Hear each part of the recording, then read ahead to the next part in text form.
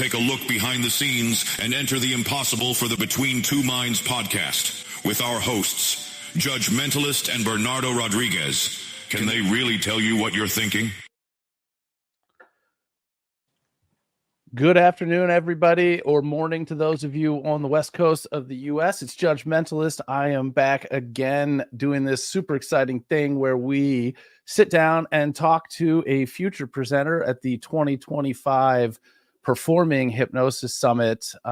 Super excited to have Jason O'Callaghan here all the way from Ireland. So we are doing this podcast at 6 p.m. in his time, 1 p.m. my time, and you might still be having brunch if you're on the West Coast. So we're putting these in here to touch on all of the entire world, other than maybe, it's like 1 a.m. in Australia, so maybe not some of our Australian friends. But hey, who knows? At least it broadcasts and it live streams. So I will say good evening to you, sir. How are you? Good morning, good afternoon, and good evening. We're just getting the sun is just setting over here in Ireland, so it's just getting dark. So we're just after 6 p.m. Over here. You might hear the church bells ringing in a second over here. But it's great to talk to you. And you're in New York, I presume, are you? Maryland. So same time zone, just down the coast. Okay, cool. Never been there, but looking forward to going. So you are coming and presenting live at the PHS this year. Yeah, so I've done a lot of conferences in America over the years since I started. I would be doing currently around 150 shows a year of hypnosis. And over the years, I've been with Anthony Gady to St. Louis to the Midwestern Conference in St. Louis. I've been to Hypnothoughts. I've spoken with Scott at that. I've done the National Guild of Hypnotherapists in Massachusetts.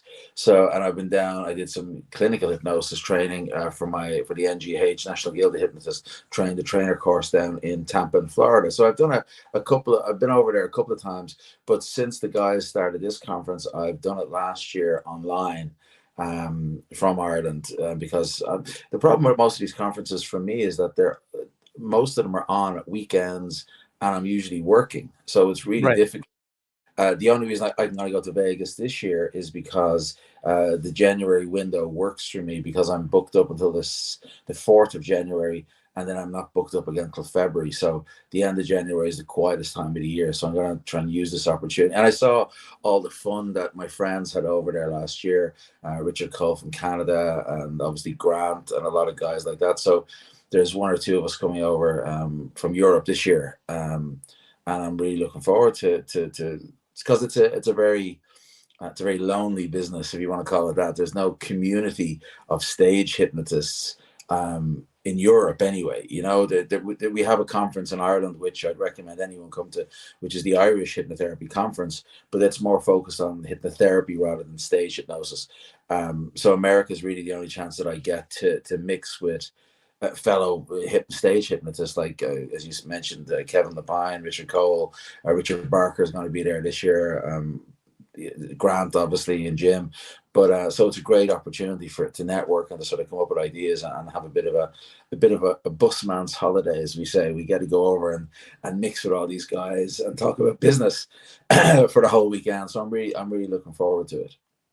Yeah, which is great, because as I've mentioned on other episodes here, and I've even started encouraging other entertainers, not necessarily just hypnotists, to check this out, because as you look at the lineup, a lot of it is how to get work, how to improve your fees, how to improve your shows. And it's not really like, there are some presentations on certain rapid or speed inductions or other sort of techniques, but it's not as much technical about the art or science of hypnosis. It's about the business.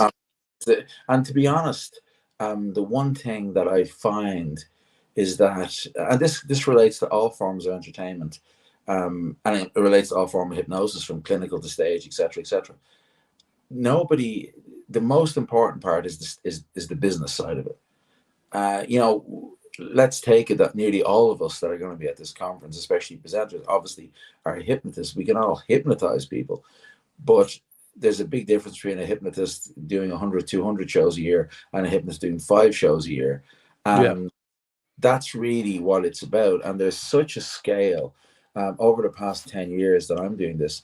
And I'm in the entertainment business. I was a singer for a show for years and years, a producer. So I'm in the entertainment business 20 plus years. And even prior to that, I was an entertainment journalist. So I'm sort of in the entertainment business since, I don't know, 1996, I think. But one thing that you notice is there's so many, like, for example, you've got guys like Rich Guzzi, who's a stand-up comic who does a ridiculous amount of stage shows in theaters. Yeah. I don't do any theaters. I don't never do a theater show. You've got Richard Barker, for example, guys like that who do cruise ships and do huge amount of work around. I don't do any of that. And then my market, which is the wedding market, which nobody else does, which is bizarre. So, and then you've got, guys like Salish, I can't pronounce his name, and like Jim Wan, and guys who would have done just the college market. So you've got all these segments of the market that, as you said, you need to decide where you need to go, but none of it matters unless you're getting booked. Right. You could, and that's what's interesting, because in Europe, anywhere in Europe, not just where I am in Ireland, England, France, Belgium, wherever you want to talk about, there is no college market for hypnotists. There is no grad market for hypnotists. There is no theater market for hypnotists. One or two guys might have a show they produce themselves once a year, twice a year, but there is no market for it. You can't get arrested trying to sell tickets to a hypnotist show here. Nobody wants to buy it. So yeah, you have to figure out what market is the right one for your area.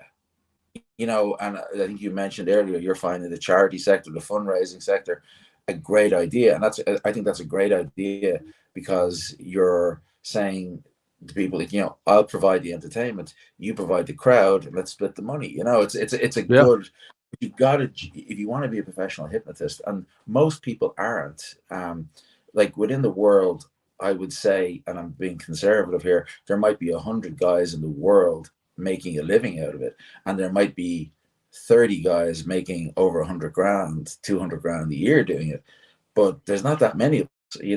You've got big names in Europe. We have a very good guy called Keith Barry. He would work the corporate circuit over. He's a mentalist, a bit like yourself. He moved into hypnosis. He did some shows in the UK on TV.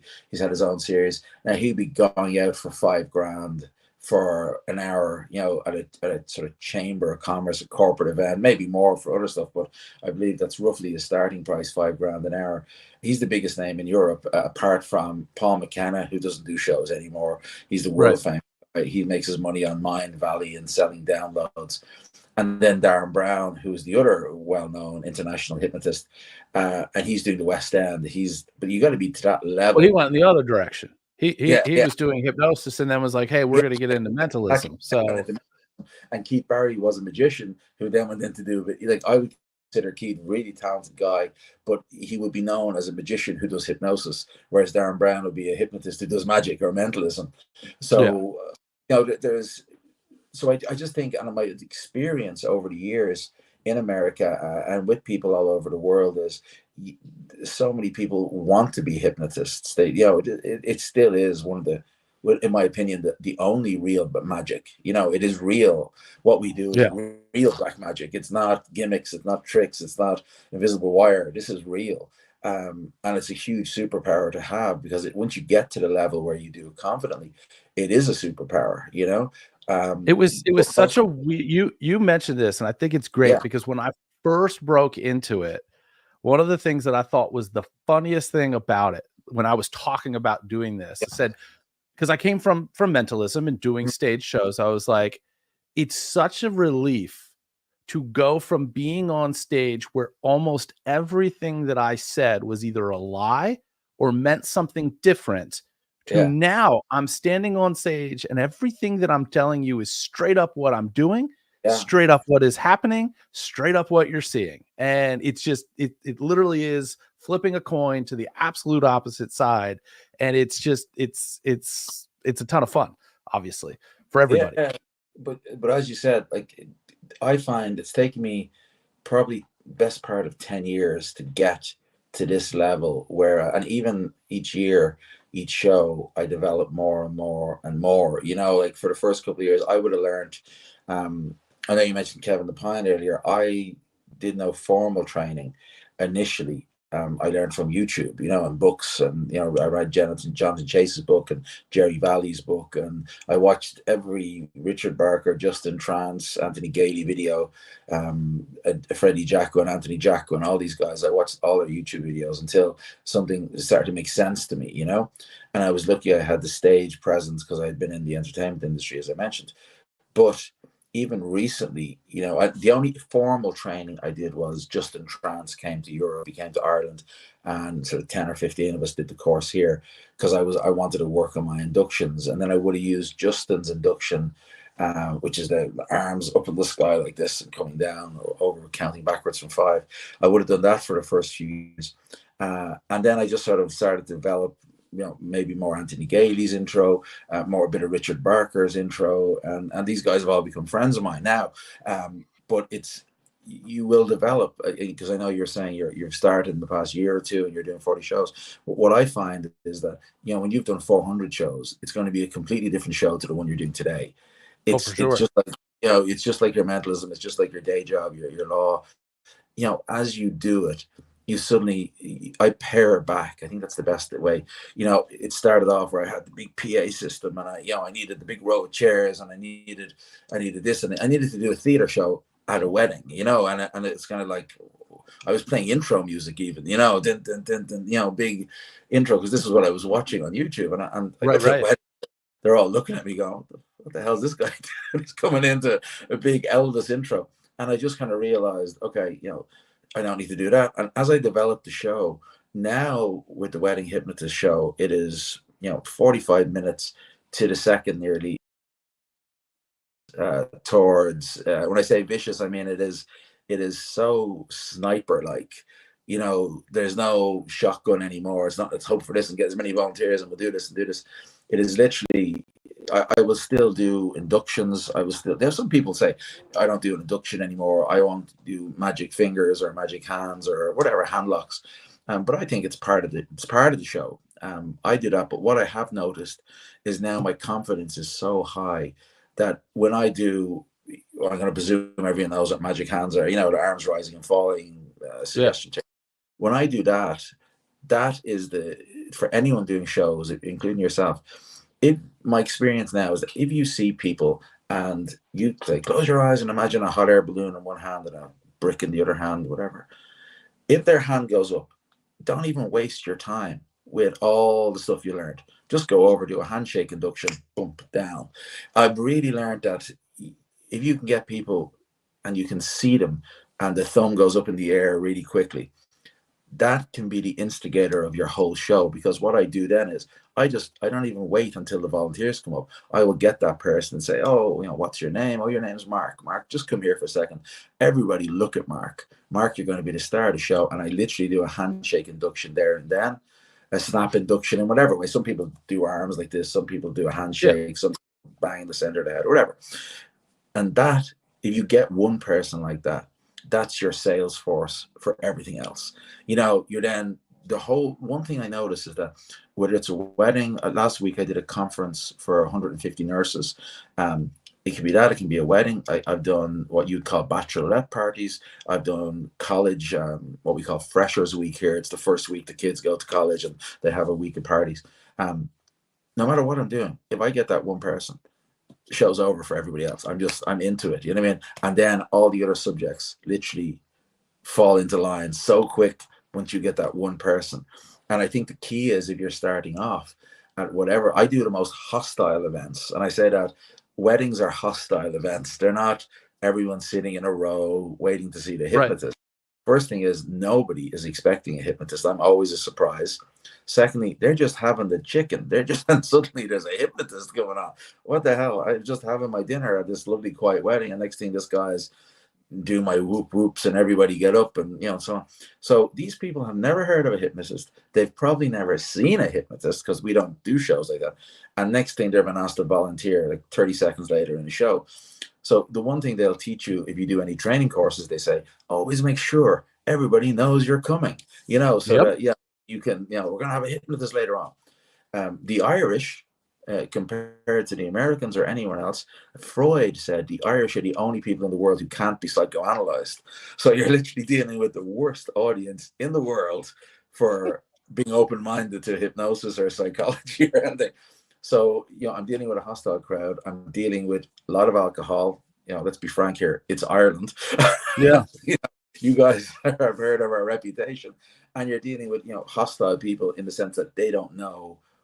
They've never seen a hypnotist. They mostly, in nearly all cases, the opening line for everybody is, "This is fake. This is all going to be fake. I don't believe it." And they've had a few drinks as well, and they just go, "Oh, this is bullshit. This is fake. It's not going to work." So, wedding market is hugely profitable, and there is so much work, especially in America, for this, to create a brand, a wedding hypnotist brand in America. It's nobody's doing it. Nobody's doing it. I've done a few. Yeah. Nobody else over here is doing it.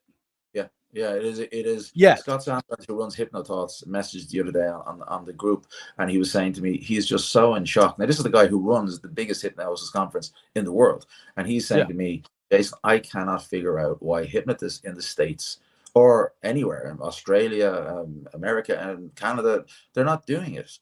Now, there's 3 or 4 of us doing it in Ireland, two to a very severe capacity, myself and another guy. And then as a young guy, I'm training, helping him do stuff as well. A young guy, he's the same age as me, actually. He just seems younger. We're doing it. So we would each do 150 weddings each. So we're doing 300 out of a 30,000 euro market. There's 30,000 weddings in Ireland each year. Our population in our country is 5 million. So your population is 330 million. So if we're getting 150 gigs a year each, and that's roughly 10%, 300 gigs between us, that's 10% of the market. Let's say that's 10% who want a hypnotist at their wedding, because a lot of people don't want it. And you put that in your terms, multiply how many weddings are there in the States each year? I think Richard Barker said there was over 250,000 weddings in the States each year. So probably about right. Yeah. So if you look at 250,000, that could be 25,000 potential bookings, that people who want a hypnotist at a wedding statistically in the States. So there's 25,000 gigs going in America that nobody is tapping into. Nobody at all. Not even one person. Maybe you, Sarah, you can be that guy, Yeah, and so you're talking about this at PHS. Are we talking about how you approach and book the gigs? Are we talking about how you run the shows? Because obviously you're already talking here about differences in the show. Is it a mix of all of it? What can we expect? It's going to be, I'm going to be explaining first off, how I run a show, because a hypnosis show at a wedding, again, will be a surprise. In most cases, the bride and groom will just say, "Oh, we wanted this to be such a surprise for our guests, so we didn't tell anybody." So you got to figure it out. You got to get people's attention. There's no, people, as I said, they're just sitting there eating their chicken. Next thing, this guy's out going, roaring and shouting about his show. So I'm going to be teaching people about how to do a hypnosis show, how to book a hypnosis show at a wedding, how to get a hypnosis show at a wedding, how to the running order of the hypnosis show, the marketing of a hypnosis show, how to get those bookings in. Because I think if you know, the probably the best marketer in the wedding, the hypnosis business in the world is Richard Barker. I don't know if you know Richard Barker. He's been on James Corden. He's been on CNN. He's the kind of, look, if you wanted advice on marketing, you talk to Richard Barker. And I'm saying that as a former journalist as well. He would say the same, that, this market is huge, but it's worth nothing without sales. You got to get your sales. You got to figure out what they want. And so I just think in that market in America, you need to figure out, you need to be a shit hot hypnotist for a start. You got to have that confidence, and you got to understand, as I said, Richard would say, that there's a lot of money in weddings. There's a lot of money. They may not spend money on a birthday party. They may not spend money on, a college gig, but they'll spend money at our wedding. And the reason is, it's the one time in their life they're going to go all out. They're going to save. Their parents are going to buy them gifts and so on and so on. And they're going to spend 30, 40, 50,000 on a wedding. They could spend, 10 grand. And they expect to go over budget. Oh yeah, of course. They set a budget and they expect to go over it. Because, it's a once in a lifetime thing.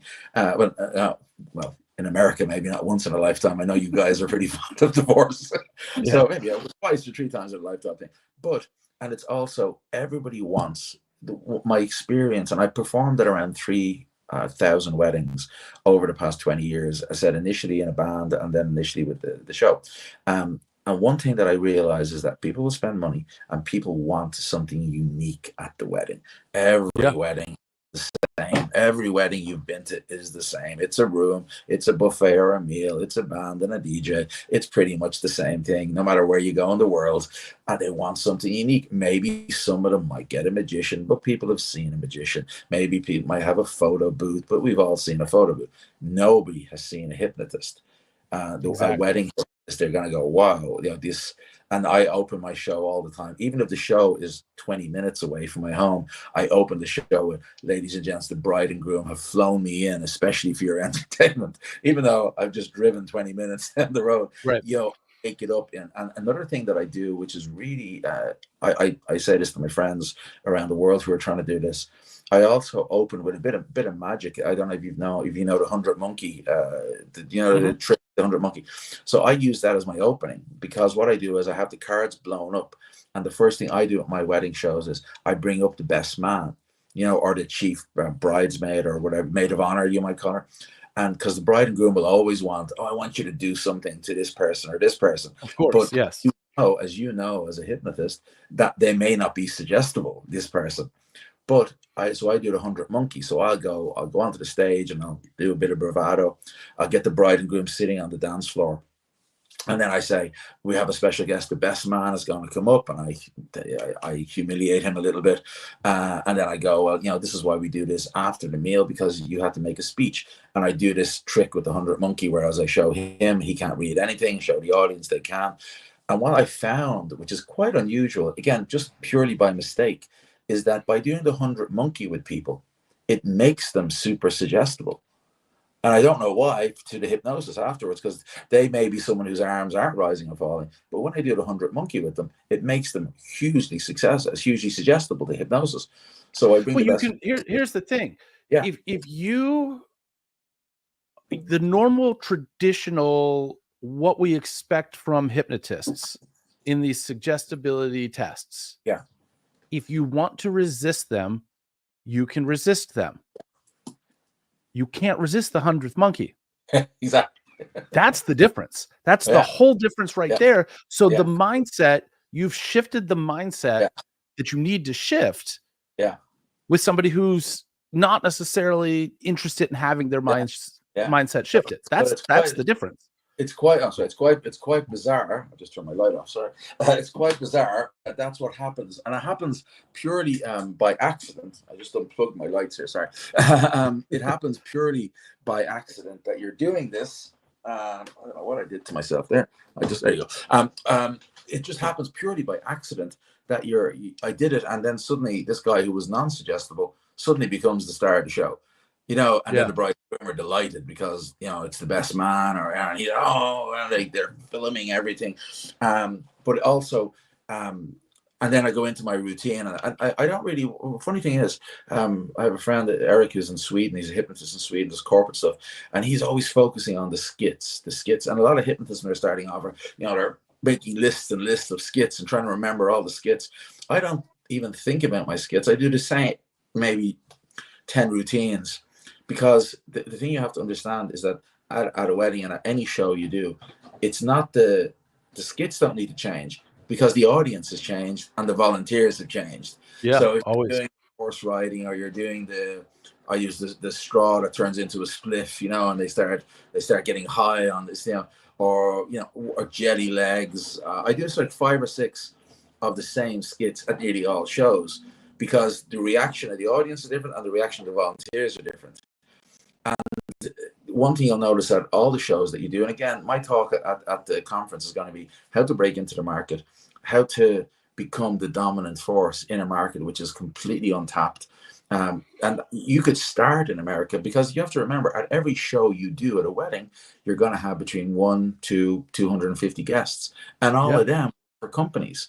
And all of them are going to be looking for entertainment, and all of them have kids in high school or college, and all of them are going to be looking to stop smoking or reduce weight or whatever it is. So you've got to, if you're doing a huge volume of shows, I get a lot of people who come in here to my clinic who see me at a wedding, and then equally, what I've started to do is I've started to target very high profile clients. And again, I'm trying to push the corporate stuff on the high profile clients. I've helped you with your anxiety or your smoking.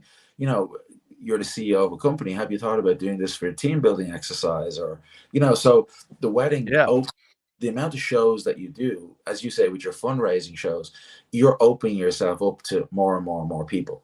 If you're starting off and you're trying to build an income, because very few people make an income out of this, if you're trying to make it a good income out of this, you need to look at every avenue of income, every stream. During COVID, I made a lot of money. I made around $250,000, $500,000 in downloads. Before that, I never made any money during that. I've stopped doing it now because it was costing me a lot in advertising, but I still made a lot of money out of it. It worked well during COVID.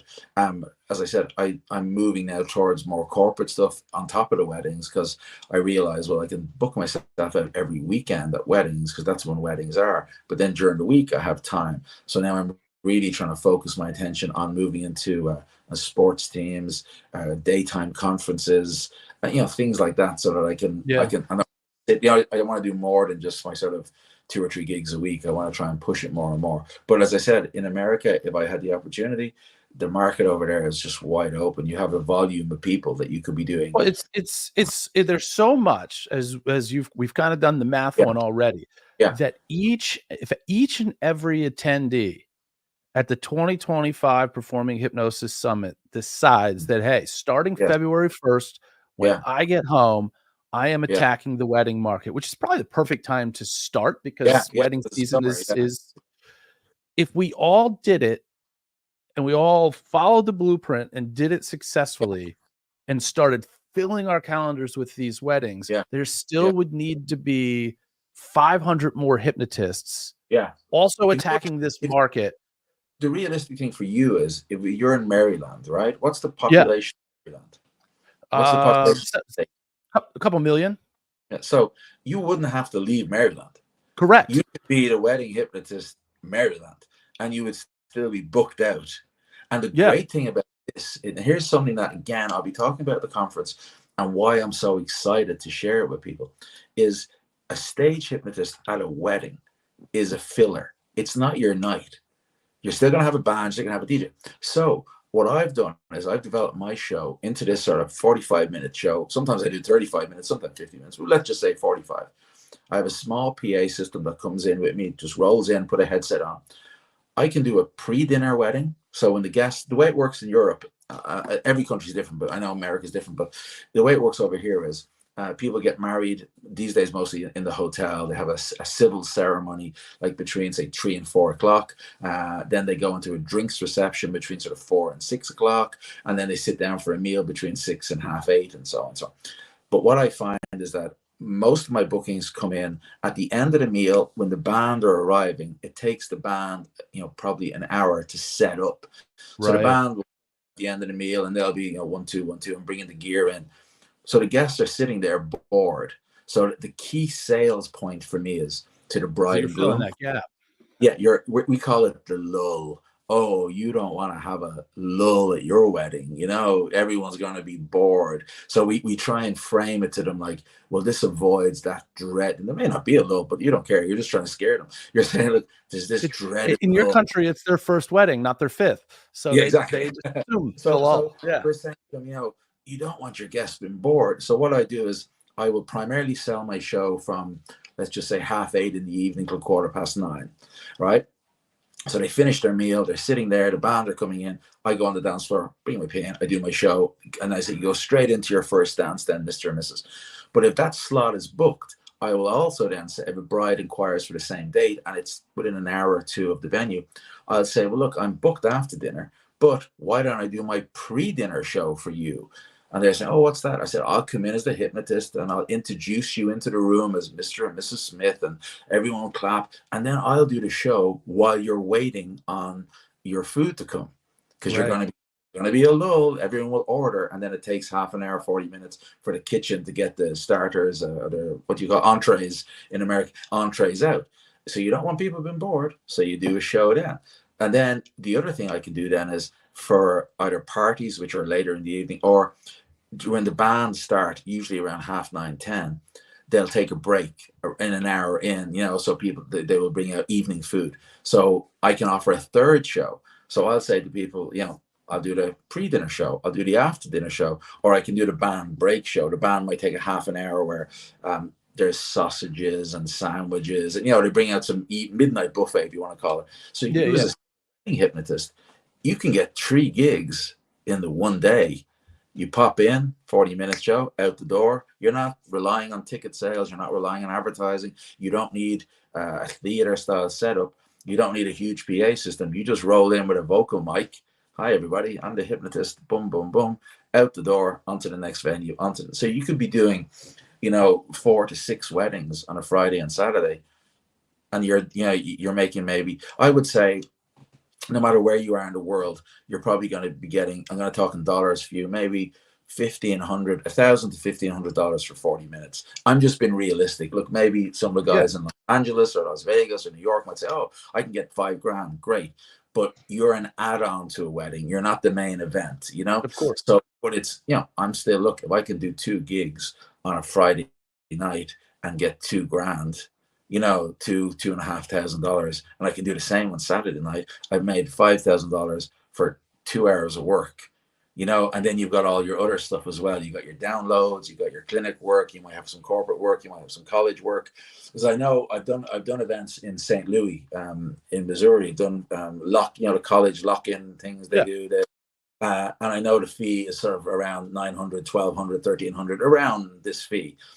But again, imagine with the hypnosis at the weddings, you can do 3 days a day. You can do, depending on what the format of weddings in. I know in the States, I know it's a lot earlier in the day. So you could do it when the guests sit down first. You could do it at the end of the meal. You could take it, if they have a DJ only, the DJ takes a break. You come on, do a show then. You could be doing 3 or 4 shows in a day, The market is huge, Excellent. All right, so I'm going to let you go for now because we want to save some of this for the Performing Hypnosis Summit. Any last thoughts before we send people off into the wild? I just say it's about volume. Get as much experience as you can, because it is a rough business unless you don't want to get caught with your pants down. You don't want to get caught with nobody hypnotized. So I think the key is to watch. You can watch my stuff on TikTok, Jason the Hypnotist, on Instagram, on YouTube. You can watch my stuff. I post hundreds of videos. It's about getting as much experience as you can. And then when you come to Las Vegas, you can meet me. I know Kevin's going to be there. Richard Barker's going to be there. Like, we're all going to be there. And we're doing this. We're living and breathing this. There's not a day goes by I don't hypnotize someone, either here in the clinic or on stage. So you are going to have an opportunity to ask us about the pitfalls, about the, as I said, you take it that we can all hypnotize people, but you got to learn from the guys in the trenches.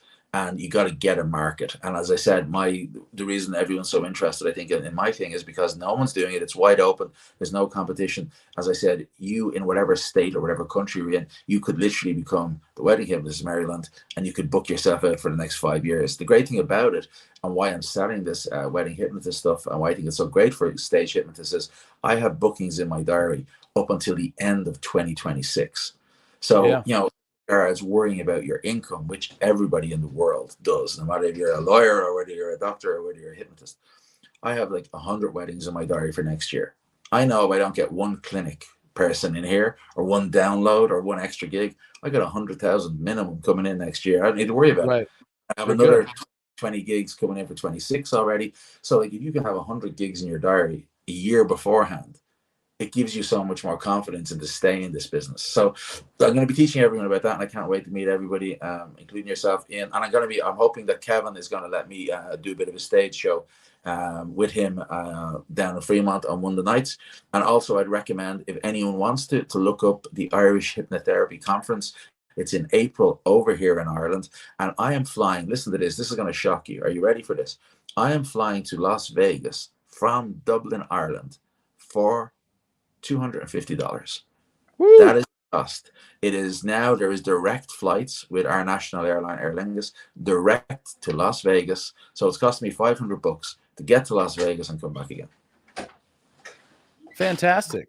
I guess All there's right. more that you have to teach us, not just about the wedding market, because that's Well, brilliant. A lot of the American hypnotists come over here. Anyway, it was lovely talking to you, and we'll see you in Las Vegas. Absolutely. See you in Vegas. The link is in the description for anybody who is not already registered. If there's no other reason, this is it. This is your career sitting right here waiting. Come learn from Jason. It's going to be fantastic. Thank you so much. See you in a few months. Thank you for tuning in to the Between Two Minds Behind the Scenes podcast. Be sure to follow us on social media under Between Two Minds with the number 2 instead of TWO, or under Enter the Impossible. Thank you, and we hope to see you back for the next episode.